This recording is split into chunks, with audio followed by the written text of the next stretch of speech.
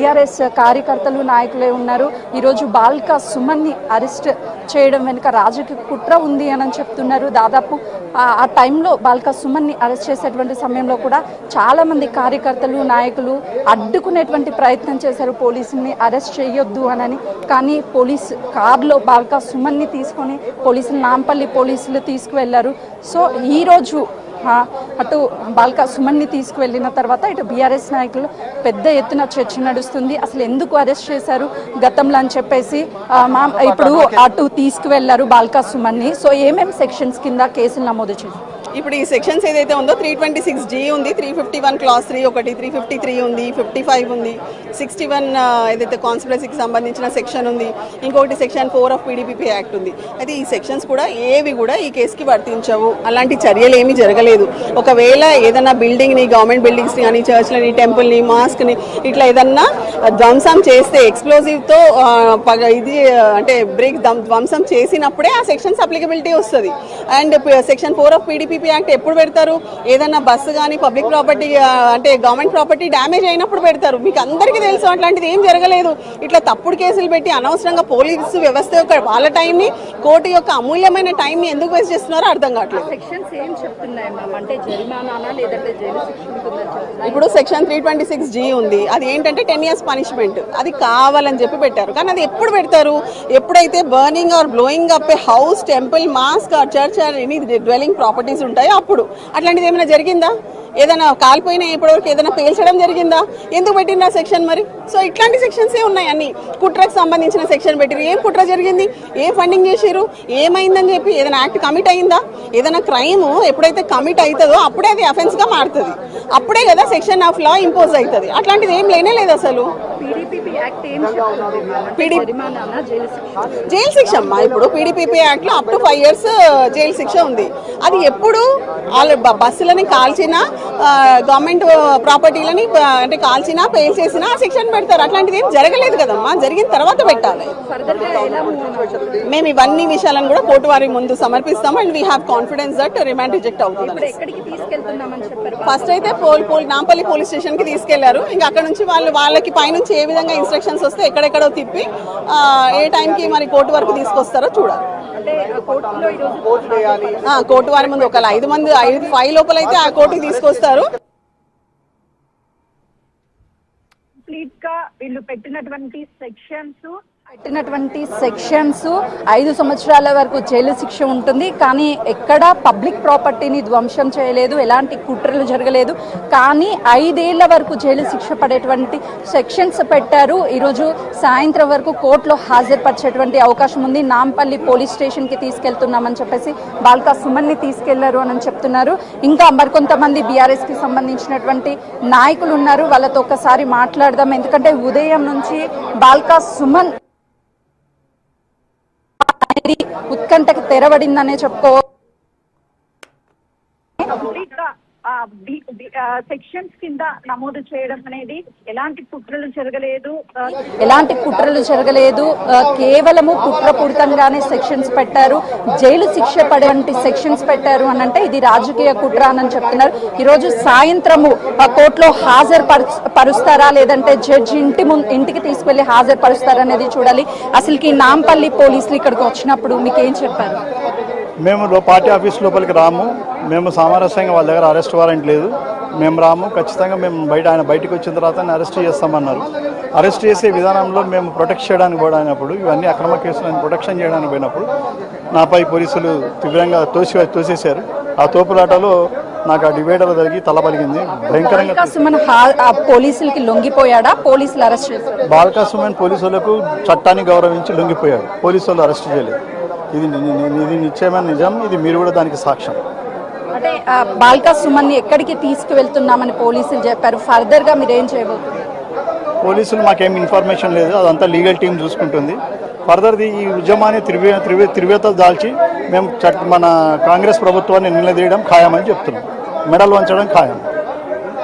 So వీళ్ళు Balka సుమన్ని arrest చేయడానికి వచ్చామని పోలీసులు చెప్పిన తర్వాత బీఆర్ఎస్ భవన్ లోపలికి పోలీసులు మేము వెళ్ళాము, బాల్కా సుమన్ బయటికి వచ్చిన తర్వాత అరెస్ట్ చేస్తాము అని చెప్పేసి పోలీసులు చెప్పారు.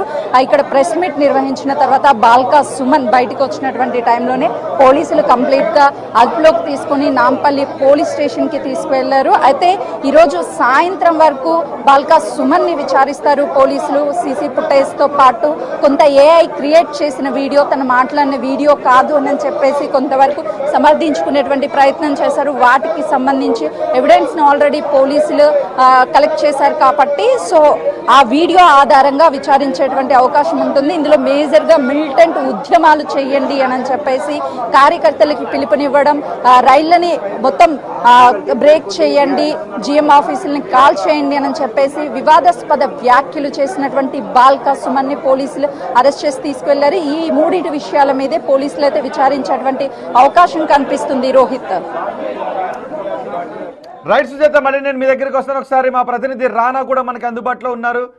తెలంగాణ భవన్ దగ్గర కొద్దిసేపటి క్రితం బాల్కా సుమన్ను అరెస్ట్ చేసి పోలీసులు నాంపల్లి కోర్టుకు తీసుకుని వెళుతూ ఉన్నారు. నాంపల్లి కోర్టులో రిమాండ్ రిజెక్ట్ అయ్యే అవకాశాలు ఉన్నాయి. మా వాదనలు వినిపిస్తూ ఉన్నాము. ఇవి అప్లికబుల్ కాని సెక్షన్లు బాల్కా సుమన్పై పోలీసులు పెట్టారు అని బీఆర్ఎస్ నేతలు చెబుతూ ఉన్నారు. కానీ పక్కా ఆధారాలతో మిలిటెంట్ ఉద్యమానికి పిలుపునివ్వడం, ఆఫీసులను తగలబెట్టండి అంటాం, రైతులు 5-4 మాత్రమే వస్తూ ఉన్నారు, మన వాళ్ళు 70-80 మంది వెళ్తూ ఉంటే రైతులు ఎవరో రావడం లేదు, కాబట్టి మిలిటెంట్ ఉద్యమాలు చేయండి, అవసరమైతే మిలిటెంట్ ఉద్యమాలు చేస్తే డబ్బులు అవే వస్తాయి, ఆఫీసులను తగలబెట్టండి, కాలబెట్టండి, ఆఫీసులను కావాలి ఏంటి అంటూ పిలుపునిచ్చారు.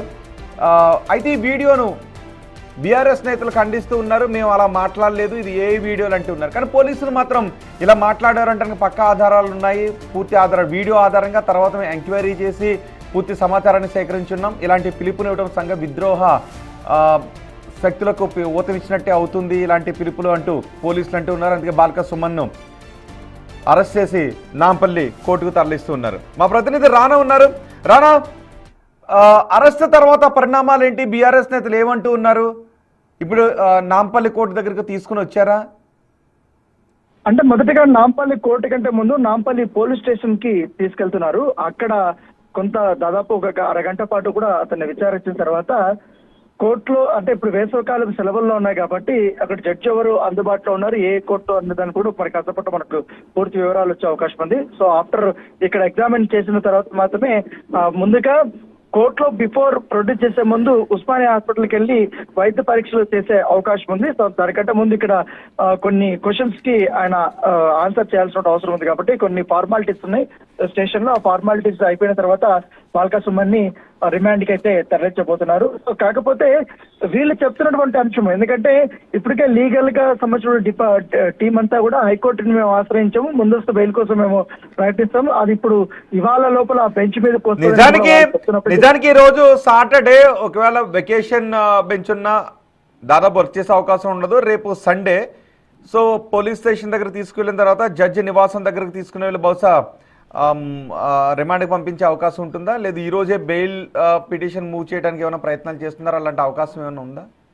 అంటే ముందస్తు బెయిల్ కోసం పిటిషన్ వేశారు. సో అది వెకేషన్ బెయిల్ ఇంకా రాలేదు కాబట్టి ఆ వాదన వినడానికి ఇంకా సాయంత్రం అవుతుంది. సో ఆ తీర్పు రావడానికి కూడా ఇక ముందస్తు బెయిల్ అనేది ఉపయోగం ఉండదేమో బహుశా, ఎందుకంటే అరెస్ట్ జరిగిపోయింది కాబట్టి ఇంకా ముందస్తు బెయిల్ పిటిషన్ అనేది ఉండదు, రెగ్యులర్ బెయిల్ మూవ్ చేసుకోవాలి. ఎందుకంటే ఇప్పుడు 6 సెక్షన్లు కాబట్టి ఒక్కొక్క సెక్షన్ చాలా తీవ్రమైనటువంటి సెక్షన్. ఎందుకంటే ప్రభుత్వ ఆస్తులను ధ్వంసం చేయడమే, రెచ్చగొట్టే విధంగా కూడా చేయడము, ఇవంతా కూడా పెద్ద రైల్వే ఆస్తులకు ఆటంకం కలిగించాలనేసి కూడా పెద్ద పెద్ద సెక్షన్స్ పెట్టారు కాబట్టి వీటికి బెయిల్ అంత తొందరగా వచ్చే అవకాశం లేదు. అంటే వీళ్ళు ఎంత బలమైనటువంటి వాదనలు వినిపించినప్పుడు కోర్టు, ఎందుకంటే పోలీసులు కూడా దానికి తగ్గట్టుగానే ఆధారాలను కూడా వారు సేకరించారు. వీళ్ళు ఏ అనడానికి లేదు, దాంతో పాటు ఫోర్జరీ వీడియోకి సంబంధించినటువంటి ఎడిటెడ్ వీడియో అనడం చెప్పడానికి కూడా లేదు. సో అంత పకడ్బందీగా కూడా పోలీసులు దాదాపు 2 రోజుల నుంచి కూడా అనేక రకాలుగా కూడా వాళ్ళు ఈ వీడియోని పూర్తి స్థాయిలో ఫోరెన్సిక్ ల్యాబ్ లో కూడా చెక్ చేసినటువంటి పరిస్థితి కనపడుతుంది. సో దాంతో పాటు వాళ్ళు ఈ రోజు అరెస్ట్ అవుతారని కూడా తెలుసు. సో దానికంటే ముందుగానే వీళ్ళు ముందస్తు బెయిల్ కోసం ప్రయత్నించారు. సో అదొక జరుగుతుంది. దానికంటే ముందు నాంపల్లి కోర్టులో వెంటనే ప్రొడ్యూస్ చేసిన తర్వాత ఆయన రిమాండ్ కి తరలించే అవకాశం ఉంది. ఎందుకంటే 6 సెక్షన్, ఒక్క సెక్షన్ పోయినా ఇంకో సెక్షన్ అయితే ఉండే అవకాశం ఉంది. సో డిఫరెంట్ ఇంకోటి ఏమంటే ఇదంతా నాంపల్లి పోలీస్ స్టేషన్ లో ఫిర్యాదు ఆధారంగా, అది కూడా ఏంటి, సింగరేణి కార్మికులు వాళ్ళు ఫిర్యాదు చేశారు. ఇంకా అబిడ్స్ పిఎస్ లో కూడా పలు కేసులు ఉన్నాయి. ఎందుకంటే కాంగ్రెస్ సంబంధించిన నేతలు కూడా ఫిర్యాదు చేసినటువంటి అవి ఇంకా పెండింగ్ లో ఉన్నాయి. సో అవి కూడా ఎఫ్ఐఆర్లు అయినాయి. సో ఆ కేసులో అయితే ఇప్పటి వరకు అరెస్ట్ అయితే లేదు. ఒకవేళ ఒక కేసులో బెయిల్ దొరికినా కూడా మరొక కేసులో వారిని అరెస్ట్ చేసే అవకాశాలు కూడా మనకు చాలా స్పష్టంగా కనబడుతున్నాయి. అయితే బాల్క సుమన్ చెప్తున్నాడు మొదటి నుంచి కూడా, సో నా పైన కావాలని అక్రమ కేసులు బనాయిస్తున్నారని కూడా తన వర్షం తను చెప్తున్నప్పటికీ కానీ పోలీసులు మాత్రం పూర్తిగా ఇప్పుడున్నటువంటి పరిస్థితుల్లో అందరినీ రెచ్చగొట్టడమే కాకుండా ప్రభుత్వ ఆస్తుల్ని కాల్చేసేయండి, లేకపోతే రైల్వే లైట్లని మొత్తం కోసేసేయండి అన్న రీతిలో అతను మాట్లాడిన బట్టి మాటలు అనేది కూడా ఖచ్చితంగా చాలా అభ్యంతరలోనే ఉంది. కాబట్టి దాని తగ్గట్టుగానే మాకు ఫిర్యాదు వచ్చింది. మెయిన్ సింగరేణికి సంబంధించినటువంటి వారే మాకు ఈ కంప్లైంట్ ఇచ్చారు, తగలబెట్టేసండి ఏమవుతుంది, పోతే 1 మంతే కదా జైలుకి వెళ్ళేది అనే వ్యాఖ్యలు చేశారు. కాబట్టి ఇవి తీవ్రంగానే మేము పరిగణిస్తున్నాం. కాబట్టి సో దాని తగ్గట్టుగానే మేము పూర్తి స్థాయిలో సెక్యూరిటీని ఏర్పాటు చేసాం. మేము ఇవాళ అదుపులోకి అయితే మేము తీసుకున్నామనేది కూడా పోలీసులు కూడా చెప్తున్నారు. సో దాంతో పాటు ఇప్పటికే నాంపల్లి పోలీస్ స్టేషన్ దగ్గరికి ఎవరైనా బీఆర్ఎస్ క్యాడర్ వచ్చే అవకాశం ఉందా? అక్కడ ఏమైనా బందోబస్తుని ఏర్పాటు చేశారా? ఆల్రెడీ బీఆర్ఎస్ సంబంధించిన నాయకులు కొంతమంది స్టేషన్ దగ్గర కూడా వచ్చేసారు. దాంతో పాటు ఇటు కోర్టు దగ్గర కూడా కొంతమంది మోహరించినటువంటి నేపథ్యం కాబట్టి వాళ్ళైతే పోలీసులకు వ్యతిరేకంగా వారు నినాదాలు చేస్తున్నారు. అంటే గో బ్యాక్ పోలీసులు అంటున్నారు, కొంతమంది అయితే ప్రభుత్వానికి వ్యతిరేకంగా అక్కడ వారు నినాదాలు చేస్తున్నారు. అయితే యాజ్ పర్ ప్రోటోకాల్ ప్రకారం, యాజ్ పర్ లీగలాలిటీస్ ప్రకారం కూడా మేము నోటీసులు ఇచ్చి ఆయన్ని మేము అదుపులోకి తీసుకుంటామనేది చాలా స్పష్టంగా ఏసీపీ ప్రవీణ్ ఇంతకుముందు చెప్పారు.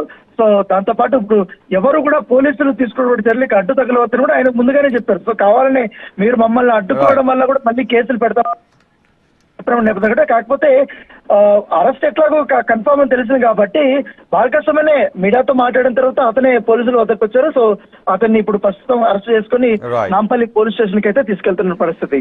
రైట్ రానా, బీఆర్ఎస్ నేత బాల్క సుమన్ పోలీసులు అరెస్ట్ చేశారు. బీఆర్ఎస్ భవన్ లోనే, తెలంగాణ భవన్ లోనే అరెస్ట్ చేసి నాంపల్లి పోలీస్ స్టేషన్ దగ్గరకు తీసుకుని వెళ్తున్నారు. నాంపల్లి పోలీస్ స్టేషన్ లో కొద్దిసేపు విచారించిన తర్వాత న్యాయమూర్తి ముందు బాల్క సుమన్ ప్రవేశపెట్టే అవకాశం ఉంటుంది. మరోవైపు ఇప్పటికే ముందస్తు బెయిల్ కోసం ప్రయత్నాలు చేస్తున్నారు, కానీ అరెస్ట్ జరిగిపోయింది కాబట్టి ఇక ముందస్తు బెయిల్ అనేది ఉండదు. రెగ్యులర్ బెయిల్ పిటిషన్ మూవ్ చేసుకోవాలి. ఈరోజు శనివారం, రేపు ఆదివారం కాబట్టి ఈ రోజు రేపట్లో మూవ్ చేసుకోవడానికి అవకాశం లేదు. సో మండే మూవ్ చేయాలి. కానీ మరి రిమాండ్ ఇస్తారా లేదా అనేది బీఆర్ఎస్ నేతలకు ఆశాభావం వ్యక్తం చేస్తున్నారు. పెట్టిన సెక్షన్లు దీనికి అప్లికేబుల్ కావు కాబట్టి రిమాండ్కు విధించే అవకాశం లేదు అనే ఆశాభావాన్ని బీఆర్ఎస్ నేతలు వ్యక్తం